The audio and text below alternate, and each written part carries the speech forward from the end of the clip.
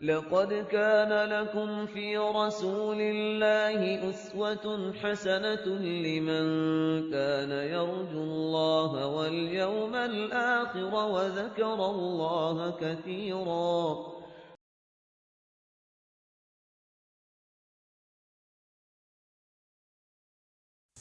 نحمده ونصلي على رسوله الكريم اما بعد فاعوذ بالله من الشيطان الرجيم بسم الله الرحمن الرحيم رب اشرح لي صدري ويسر لي امري واحلل عقدة من لساني يفقهوا قولي. ہمارا آج کا موضوع امانت داری، ٹرسٹ وردینس. قال اللہ تعالی ان اللہ یأمرکم ان تؤدوا الامانات الی اہلها. اللہ تعالیٰ کا ارشاد ہے، اللہ تمہیں حکم دیتا ہے کہ امانتیں اہل امانت کے سپرد کرو. امانت کا لفظ امن سے ہے، الف میم نون. امن یأمن امانتاً کا معنی ہوتا ہے امین ہونا، امانت دار ہونا، ٹرسٹ وردی ہونا، قابل اعتماد ہونا. اسی سے صفت امین ہے.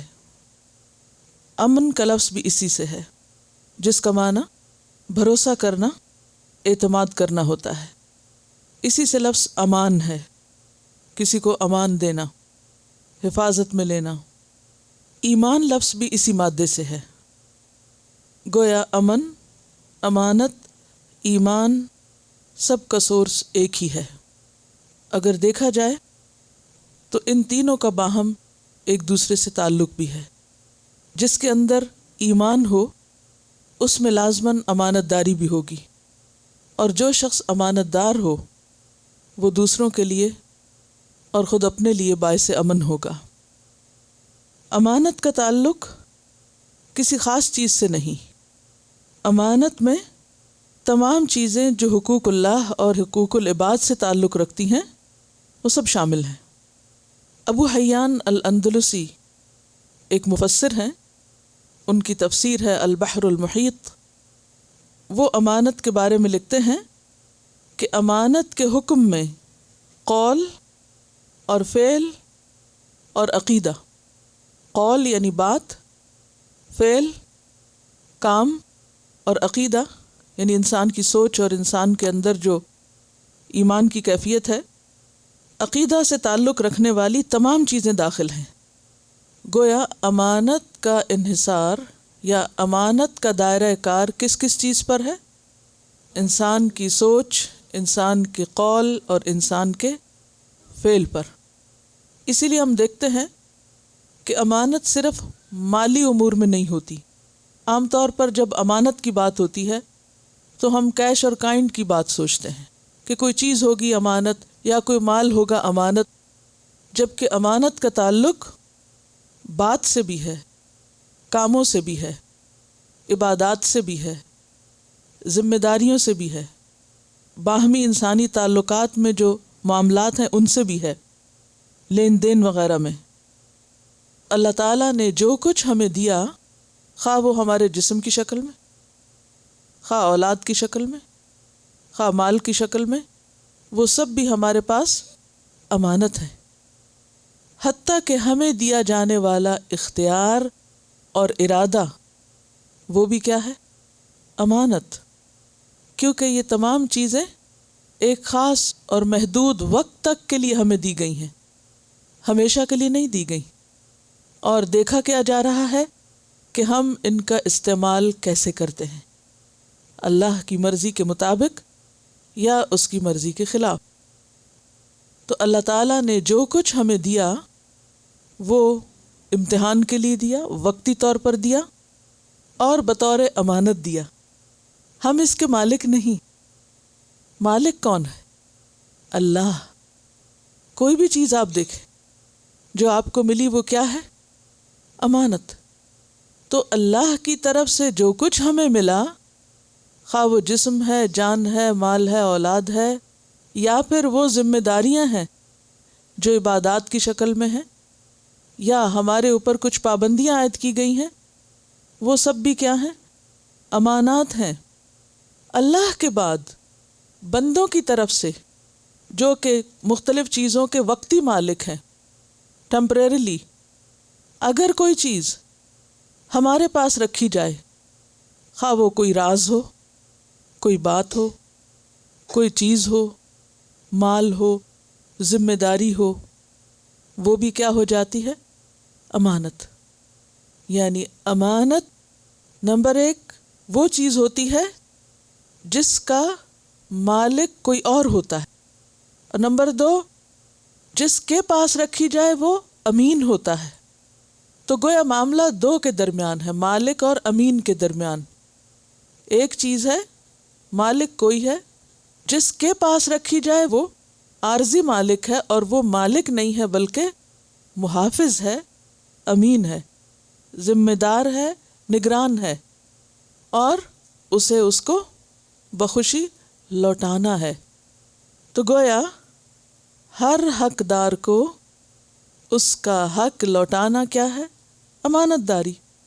اور حقدار کو اس کا حق نہ دینا خیانت، خواہ وہ حقوق اللہ کا معاملہ ہو یا پھر حقوق العباد کا معاملہ ہو.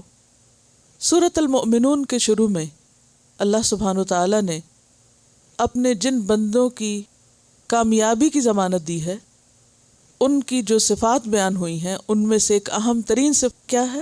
والذین ہم لاماناتہم وعہدہم راعون، کہ وہ لوگ اپنی امانتوں اور اپنے عہد کے نگران ہوتے ہیں، محافظ ہوتے ہیں، ان کی حفاظت کرتے ہیں اور انہیں ان کے حقداروں تک لوٹانے والے ہوتے ہیں. تو جو بھی چیزیں معاملات سے متعلق ہیں، خواہ معاملہ اللہ سے ہو یا بندے سے، تو حسن اخلاق میں اہم ترین چیز کیا ہے؟ حسن معاملہ. کیا ہے؟ حسن معاملہ. معاملہ با مفعلہ پر ہے، یعنی 2 کا آپس میں لین دین، خواہ وہ معاملہ اللہ پاک کے ساتھ ہو یا وہ معاملہ بندوں کے ساتھ ہو. تو یہ لین دین اور اس میں کھڑا ہونا، یہی امانت دار ہونا ہے. دوسروں کو ان کا حق پورا پورا دے دینا امانت داری ہے، اور حق نہ دینا خیانت ہے. ہم دیکھتے ہیں کہ اللہ تعالیٰ نے جس فرشتے کے ذریعے اپنا کلام بھیجا، جبریل، ان کا لقب کیا بتایا؟ الامین. نزل بہ الروح الامین. اس قرآن کو کون لے کر اترا ہے؟ روح الامین، جبریل امین. اللہ نے ان کی امانت کی گواہی دی کہ انہیں جو ذمہ داری سونپی گئی تھی، جو کچھ دیا گیا تھا، وہ پورے کا پورا لے کر اترے. اس میں سے کچھ بھی اپنے پاس نہیں رکھا، کچھ بھی کمی نہیں کی، پورے کا پورا دے دیا. اس کے بعد جس پر قرآن اترا، محمد الرسول اللہ صلی اللہ علیہ وسلم، ان کو کیا کہا گیا؟ الامین. اور یہ نہ صرف یہ کہ اپنوں کی طرف سے بلکہ دشمنوں کی طرف سے، مخالفین کی طرف سے بھی ان کو الامین کہا گیا. اور اس کی گواہی ہمیں آپ کے طرز عمل سے ملتی ہے. ہجرت کے موقع پر آپ صلی اللہ علیہ وسلم جب مکہ چھوڑ رہے تھے تو اپنی جگہ حضرت علی رضی اللہ تعالی عنہ کو چھوڑ کر آئے. کس لیے؟ تاکہ آپ کے پاس لوگوں کی جو امانتیں رکھی ہوئی ہیں وہ لوٹا دی جائیں. وہ اس وقت تک نہ نکلیں جب تک کہ امانتیں دے نہ دی جائیں. اور اسی طرح آپ دیگر لوگوں سے بھی تعلقات میں، اور خاص طور پر اسلام سے قبل جو آپ کے تاجرانہ تعلقات تھے، ان میں آپ بہت امانت دار تھے. حجر اسود کے تنصیب کے موقع پر جب سب سے پہلے آپ صبح تشریف لائے تو اس وقت سب نے آپ کو دیکھ کر کیا پکارا کہ جاء الامین، الامین آ گیا ہے. گویا آپ مشہور تھے اپنے قابل اعتماد ہونے کے اعتبار سے، امانت دار ہونے کے اعتبار سے. اور پھر آپ صلی اللہ علیہ وسلم کے صحابہ کرام جو ہمارے لیے ایک بہترین رہنمائی کا ذریعہ ہیں، کیونکہ ان سے ہم اپنے آپ کو زیادہ ریلیٹ کر سکتے ہیں، وہ سب امانت دار تھے. لیکن خاص طور پر ان میں سے ایک شخص کو امین الامت کا خطاب ملا. کون ہیں؟ وہ جن کو پوری امت میں سے سب سے زیادہ امانت دار ہونے کا شرف حاصل ہے. ابو عبیدہ ابن الجراح امین الامت. قال اللہ تعالی یا ایھا الذین آمنوا لا تخونوا اللہ والرسول وتخونوا اماناتکم وانتم تعلمون. اللہ تعالیٰ نے فرمایا اے لوگو جو ایمان لائے ہو، جانتے بوجھتے اللہ اور اس کے رسول کے ساتھ خیانت نہ کرو اور اپنی امانتوں میں غداری کے مرتکب نہ ہو اور تم جانتے ہو. خانہ یخون خونا اور خیانتاً کہتے ہیں امانت میں خیانت کرنے کو. خون اصل میں کہتے ہیں جسم میں کمزوری کو یا نظر کی کمزوری کو، یعنی کمی کرنا. جہاں امانت پورا حق ادا کرنا ہے وہاں خیانت حق میں کمی کرنا. جیسے ہم دیکھتے ہیں نا اپنی آنکھوں سے، تو نگاہ کمزور ہوتی ہے تو چیز اپنے اصل شکل میں نظر نہیں آتی، تو وہ نگاہ کیا کرتی ہے؟ خیانت کر جاتی ہے. جسم ساتھ نہیں دیتا تو اس کو بھی کیا کہتے ہیں؟ جسم خیانت کر رہا ہے. تلوار موقع پر کام نہ کرے، اچٹ جائے تو کہتے ہیں تلوار نے خیانت کی. پاؤں لڑکھڑانے لگے، چلے نہ تو کہتے ہیں پاؤں خیانت کر رہے ہیں. تو کوئی بھی چیز جو کسی خاص مقصد کے لیے بنی ہو، جب وہ اپنا کام پورا نہ کرے تو اس کے کام میں کمی یا کوتاہی کو خیانت سے تعبیر کیا جاتا ہے. اللہ نے ہمیں جو بھی صلاحیتیں دے رکھی ہیں، جو طاقتیں اللہ سبحانہ وتعالیٰ نے ہمیں دی ہیں، اگر ہم ان طاقتوں کو ضائع کرتے ہیں، ان سے پورا کام نہیں لیتے، ان کو مزید نکھارتے نہیں، پالش نہیں کرتے، تو یہ بھی کیا ہے دراصل؟ اپنے ساتھ خیانت. مثلاً اگر آپ لکھ سکتے ہیں اور آپ اللہ کے دین کے دفاع میں نہیں لکھتے تو آپ اپنے ساتھ کیا کر رہے ہیں؟ خیانت کر رہے ہیں. آپ بول سکتے ہیں، آپ بولتے نہیں، خیانت کر رہے ہیں. آپ کے پاس مال ہے، ضرورت کے وقت آپ اسے خرچ کر سکتے ہیں، نہیں کرتے تو اللہ کے دین کے ساتھ جہاں اس کو ضرورت ہے خیانت کر رہے ہیں. تو کسی بھی ایسے موقع پر کہ جہاں انسان اپنی کسی خاص طاقت یا صلاحیت یا قوت، انرجی یا وقت اس کے ساتھ انصاف کر سکتا ہو، اسے بہترین سے بہترین کام میں لگا سکتا ہو، جب اسے وہ نہیں لگاتا تو وہ کیا کرتا ہے؟ خیانت کرتا ہے. بیکار کی سستی میں مبتلا رہنا، اپنی صلاحیتوں کو صحیح جگہ نہ لگانا، بہتر سے بہترین کی طرف نہ جانا، میکسیمم ایفرٹ نہ کرنا، کام چوری کرنا، یہ سب خیانت ہے. تو کہا گیا کہ اللہ کے ساتھ مت خیانت کرو، یعنی حقوق اللہ میں کمی نہ کرو.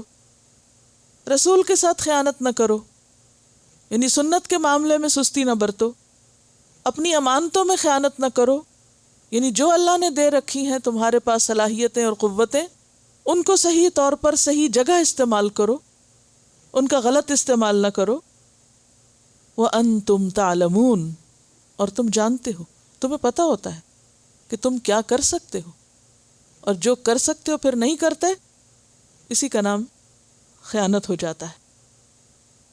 قال اللہ تعالی ان اللہ لا يحب الخائنین. اللہ تعالیٰ فرماتا ہے یقیناً اللہ خیانت کرنے والوں کو پسند نہیں کرتا. خیانت کار لوگ اللہ کے محبوب نہیں ہو سکتے. ایک اور جگہ پر آتا ہے ان اللہ لا يحب من کان خوانا اثیما. بے شک اللہ نہیں محبت رکھتا کسی ایسے شخص سے جو خیانت کار ہو، گناہگار. کیونکہ اپنے ساتھ خیانت دراصل کیا ہے؟ نعمتوں کی ناشکری، ناقدری. یہ زندگی ایک امتحان ہے اور اس میں ہمیں بہت کچھ اپنی آخرت، اپنے کل کے لیے سمیٹنا ہے، تیار کرنا ہے. جیسے فرمایا نا وَلْتَنْظُرْ نَفْسٌ مَا قَدَّمَتْ لِغَدٍ. ہر شخص کو یہ دیکھنا ہے کہ اس نے اپنے کل کے لیے کیا آگے بھیجا ہے، کیا تیار کیا ہے. کیونکہ کل کا دن ہی تو اصل زندگی ہے. آج تو ایک دن ہے، بس one day, only one day. ہم یہاں ایک دن کے لیے ہیں صرف اس دنیا میں، اور اصل زندگی کل شروع ہونے والی. اور کل کی زندگی کا انحصار آج کے عمل پر ہے کہ آج ہم اپنے لیے کتنا سمٹتے ہیں، کیا کرتے ہیں. تو اس میں ہر شخص کو اپنی اپنی طاقت، اپنی اپنی ہمت، صلاحیت کے مطابق زیادہ سے زیادہ خیر کے کام کرنے ہیں تاکہ اس کی کل آرام سے گزرے جو ہمیشہ کی کل ہے. اور یہ اسی وقت ہو سکتا ہے جب ہم سیلف پٹی کا شکار نہ ہوں، خود پر ترس نہ کھائیں، اپنے ساتھ رعایت نہ برتیں، اور جو اللہ نے دیا ہے اس کو صحیح جگہ صحیح طور پر استعمال کر جائیں. ایک روایت میں آتا ہے مومن میں تمام خصائل ہو سکتے ہیں، یعنی بہت سی کمزوریاں ہو سکتی ہیں، لیکن جھوٹ اور خیانت نہیں ہو سکتی. یعنی خیانت مومن کے ساتھ میچ نہیں کرتی، ایمان کے منافی ہے. اور یہاں بھی حدیث یہی بتا رہی ہے، عن انس بن مالک قال خطبنا رسول اللہ صلی اللہ علیہ وسلم فقال فی الخطبۃ لا ایمان لمن لا امانۃ له ولا دین لمن لا عہد له. سیدنا انس بن مالک رضی اللہ عنہ سے روایت ہے کہ رسول اللہ صلی اللہ علیہ وسلم نے ہم سے خطاب کیا تو خطبہ میں فرمایا، اس میں ایمان نہیں جس میں امانت نہیں، اور اس کا دین ہی نہیں جس میں عہد کی پابندی نہیں. تو اس سے کیا پتہ چلتا ہے کہ امانت کس کا حصہ ہے؟ ایمان کا حصہ ہے، ایمان کی علامت ہے. اگر امانت داری نہیں تو پھر ایمان بھی کوئی نہیں. ان کا روٹ اور مادہ اور اصل بھی ایک ہے، اور ویسے بھی ڈائریکٹ کنیکشن ہے. ایمان ہے تو امانت ہوگی، امانت ہے تو ایمان ہوگا. اور اس کے بارے میں ایک اور حدیث میں آتا ہے، حذیفہ بن یمان جن کو سر الرسول کہتے ہیں صلی اللہ علیہ وسلم، رسول اللہ صلی اللہ علیہ وسلم کے رازدان. کیوں کہا گیا تھا ان کو یہ؟ ان کو اللہ کے رسول صلی اللہ علیہ وسلم نے مدینہ کے منافقین کے نام بتائے تھے. اللہ تعالیٰ نے جو وحی کے ذریعے آپ کو بتایا تو آپ نے ان کو بتائے تھے کہ کون کون منافق لوگ ہیں، اور پھر ان کو روک دیا گیا تھا کہ یہ آگے کسی کو بتائیں. انہوں نے اس راز کو پوری طرح سنبھال کے رکھا، اور راز کو راز رکھنا بھی کیا ہے؟ امانت داری کا حصہ ہے. تو لا ایمان لمن لا امانت له. بات یہ ہے کہ امانت انسان کی فطرت میں ہے. امانت دار ہونا اللہ نے انسان کے اندر رکھ دیا ہے کہ وہ ایسا ہی ہو، اور جب وہ خیانت کرتا ہے تو دراصل اپنی فطرت کے خلاف جاتا ہے.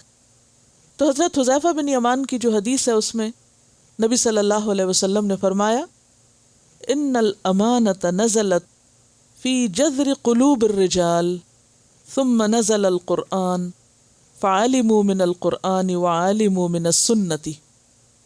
کہ امانت مردوں کے یا لوگوں کے دلوں کی جڑ میں ڈال دی گئی ہے، یعنی فطرت میں رکھ دی گئی ہے.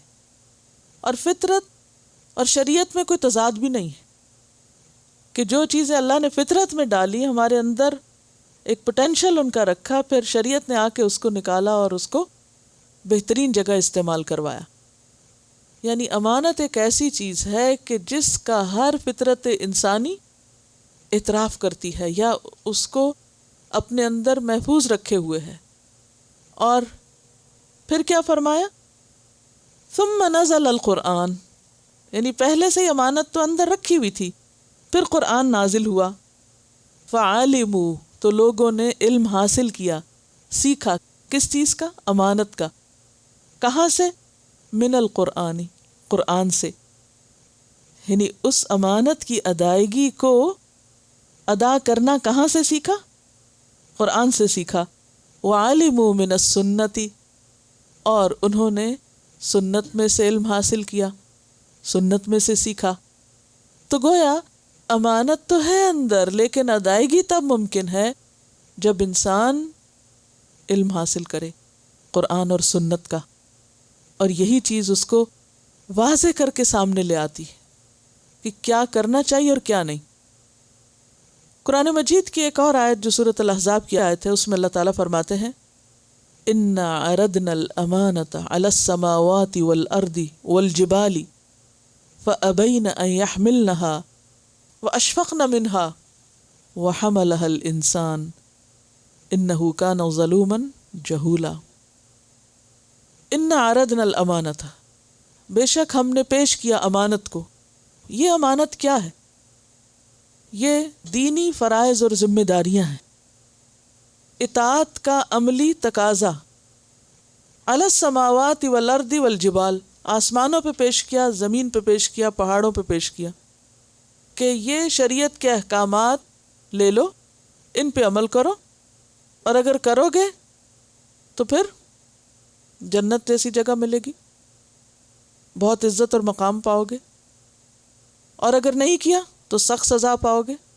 فَأَبَيْنَ أَن يَحْمِلْنَهَا، تو یہ دیکھ کر کہ یہ تو بہت بھاری کام ہے، انہوں نے اسے اٹھانے سے انکار کر دیا۔ وَأَشْفَقْنَ مِنْهَا، اور وہ اس سے ڈر گئے۔ وَحَمَلَهَا الْإِنسان، انسان نے اس کو قبول کر لیا، کیا دیکھ کر؟ اس کے اجر کو دیکھ کر۔ ہے تو ایک پازیٹو چیز۔ اِنَّهُ كَانَ ظَلُومًا جَهُولًا، ظلوم اس ظالم کو کہتے ہیں جو عدل بھی کرے، اور جہول اس جاہل کو کہتے ہیں جو علم بھی رکھتا ہو۔ لیکن پھر کہاں ظلم کرتا ہے اور کہاں جہالت برتتا ہے؟ ادائیگی امانت میں، کہ اس نے پھر حق ادا نہ کیا جیسا کہ حق ادا کرنے کا حق تھا۔ یہ بالکل ایسے ہی جیسے اللہ تعالیٰ فرماتے ہیں وَمَا قَدَرُ اللَّهَ حَقَّ قَدْرِهِ، اللہ کی معرفت کا حق ادا نہیں کیا، پیغمبر پر ایمان لانے کا حق ادا نہیں کیا، قرآن کو سمجھنے کا حق ادا نہیں کیا، دین پر پھر چلنے کا حق ادا نہیں کیا۔ تو بات یہ ہے کہ ظلوم اور جہول ہونا یہی ہے کہ جانتے بوجھتے ہوئے کہ کرنا کیا چاہیے پھر نہ کرنا۔ کیوں نہ کرنا؟ بعض اوقات محض سستی، بعض اوقات حساب کا اور احتساب کا کوئی خوف نہ ہونا کہ اچھا کوئی بات نہیں، کر لیا تو بھی ٹھیک ہے، نہ کیا تو بھی ٹھیک ہے۔ لیکن ہم سے مطلوب کیا ہے، تقاضا کیا ہے کہ ہم اس حق کو ادا کریں، چاہے وہ کوئی ذمہ داری اللہ کی طرف سے ہے ہم پر، یا بندوں نے ہمارے اوپر کوئی ذمہ داری ڈالی ہے، چاہے وہ ہماری ازدواجی زندگی ہے یا ہماری تعلیمی زندگی، عبادتوں میں، اخلاق میں، معاملات میں امانت دار ہوں۔ اسی لیے اگلی حدیث میں ہم دیکھتے ہیں کہ آپ صلی اللہ علیہ وسلم نے فرمایا عن ابی ہریرہ قال قال رسول اللہ صلی اللہ علیہ وسلم اد الامانۃ الی من ائتمنک ولا تخن من خانک، رواہ ابو داود کتاب البیوع۔ عن ابی ہریرہ، ابو ہریرہ رضی اللہ عنہ سے روایت ہے، قال کہتے ہیں قال رسول اللہ صلی اللہ علیہ وسلم، رسول اللہ صلی اللہ علیہ وسلم نے فرمایا اد الامانۃ، ادا کرو امانت، گویا ذمہ داریاں پوری کرو، فرائض پورے کرو، لوگوں کو ان کے حق دو، الی من ائتمنک، جس نے تمہارے پاس امانت رکھی، یعنی اگر اللہ کے فرائض ہیں تو وہ اللہ نے ہمارے اوپر رکھی تو ان کو ادا کرو۔ صحیح طہارت کا اہتمام کرنا بھی کیا ہے؟ امانت میں سے امانت ادا کرنا ہے۔ اور خیانت کیا ہے؟ اس میں کوتاہی کرنا۔ اگر ایک بال برابر بھی جگہ خشک ہے تو وہ کیا ہے؟ خیانت ہے، کمی ہے۔ اسی طرح نماز کی چوری بدترین چوری ہے، تو نماز کی خیانت کیا ہے؟ نماز میں نگاہوں کی خیانت کیا ہے؟ کہ سامنے نیچے سجدے کی جگہ دیکھنے کے بجائے ادھر ادھر انسان دیکھے اور ادھر ادھر کی باتیں جان بوجھ کے سوچتا رہے، یعنی کسی بھی حق میں کمی اس کی خیانت ہے۔ تو اد الامانۃ الی من ائتمنک ولا تخن من خانک، اور نہ تو خیانت کر اس سے جس نے تجھ سے خیانت کی۔ اب اس کو اگر ہم حقوق العباد کے معنی میں لیں تو خاص طور پر ہمیں اپنے طرز عمل کو دیکھنے کی ضرورت ہے کہ کیا ہم واقعی اس حدیث پہ عمل کرتے ہیں۔ حکم کیا ہے؟ اد الامانہ، امانت ادا کرو۔ تو مومن کون ہوتا ہے کہ جو اس وقت تک بے چین رہے جب تک کہ وہ امانت واپس نہ لوٹا دے، پوری نہ کر دے۔ کسی کی بھی کوئی بات یا کوئی چیز اگر ہمارے پاس بطور امانت ہے تو پھر اس کو اپنی ملکیت نہ سمجھا جائے. ملکیت کا معنی کیا ہوتا ہے کہ پھر جیسے چاہیں اس کو استعمال کریں. اگر کسی نے اپنی کوئی بات ہم سے شیئر کی اور کہا کہ یہ بات کسی کو نہیں بتانا، تو کیا ہے؟ یہ بات اسی کی امانت ہے. ہمیں کیا کرنا ہے؟ اس کے بعد کسی سے ذکر نہیں کرنا اس کا. اگر کیا تو وہ کیا ہوگی؟ خیانت ہوگی. اسی طرح نہ صرف یہ کہ بات، اگر کوئی چیز ہمارے پاس لا کے رکھتا ہے، کوئی کہتا ہے کہ اچھا یہ میرا قلم لے لو، میں کل تم سے لے لوں گی، تو اب ہمارے پاس امانت کیا ہے کہ ہم اس میں خیانت کیا نہ کریں کہ اس سے بیٹھ کے لکھنا نہ شروع کر دیں، یا اس کو ضائع نہ کر دیں، گم نہ کر دیں. اگر ایسا کریں گے تو کیا ہوگا؟ خیانت ہوگی. اور خیانت کس کی صفات میں سے ہے؟ منافق کی. منافق کی 4 علامتوں میں سے ایک علامت کیا ہے؟ کہ جب تم اسے امانت دار بناؤ تو وہ خیانت کرے. وَلَا تَخُنْ مَنْ خَانَكَ، ویسے بھی خیانت نہیں کرنی اور اس کی بھی نہیں کرنی جس نے تجھ سے خیانت کی. یہ ایک بڑی اہم بات ہے. عام حالات میں امین ہونا تو ہونا ہی ہے، ضروری ہے، لیکن خائن کے ساتھ بھی امانت دار ہونا ہے. یہ تعلیم دی جا رہی. کیا کہا گیا؟ امانت کو اس حد تک ادا کرنا ہے کہ حتیٰ کہ کوئی اگر تمہارے ساتھ نہیں بھی وہ پورا کرتا حق، تو تمہیں اس کے ساتھ بھی کرنا ہے. کیونکہ اگر ایسا نہیں ہوگا تو پھر تو کوئی کسی کا بھی حق ادا نہیں کر سکتا. کیونکہ عام حالات میں کیا ہوتا ہے، کوئی انسان اس کے ساتھ اچھا کر رہا ہے، مثلاً کوئی آپ کو آپ کا حق دے رہا ہے، آپ کے شوہر ہیں یا بچے ہیں یا دوست ہیں یا کوئی بھی، کوئی شخص آپ کو آپ کا حق دے رہا ہے، تو آپ بھی کیا کرتے ہیں؟ اس کے ساتھ اچھا ہونے کی کوشش کرتے ہیں اپنے حیثیت میں. لیکن اس وقت انتہائی مشکل ہوتا ہے جب کوئی آپ کو آپ کا حق نہیں دیتا. یہاں پر کیا سکھایا جا رہا ہے کہ امانت دو اس کو بھی جو تمہیں دے رہا ہے، اور جو تم سے خیانت کر رہا ہے، تمہارا حق نہیں دے رہا، اس کا بھی حق دو. وَلَا تَخُنْ مَنْ خَانَكَ، تمہیں حق نہیں کہ یہ جواز پیش کرو، یہ عذر پیش کرو کہ فلاں نے بھی تو میرے ساتھ یہ کیا تھا، اس نے بھی تو حق نہیں پورا کیا، اس نے بھی تو کمٹمنٹ نہیں نبھائی، تو کیا ہوا اگر میں بھی نہ نبھاؤں؟ گویا دوسرے کی روش، دوسرے کے طریقے سے قطع نظر کر کے کہ وہ کیا کرتا ہے، ہمیں اس سے کوئی غرض نہیں.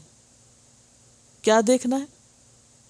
ہمیں کیا کرنا ہے، مجھے کیا کرنا ہے. یہی اصل امتحان ہے. کیونکہ اگر جواباً امانتیں ادا کی جائیں تو یہ امتحان نہیں ہے، یہ کوئی ٹیسٹ نہیں ہے. ٹیسٹ کب ہوتا ہے کسی کا؟ امتحان ایک مشکل چیز ہے.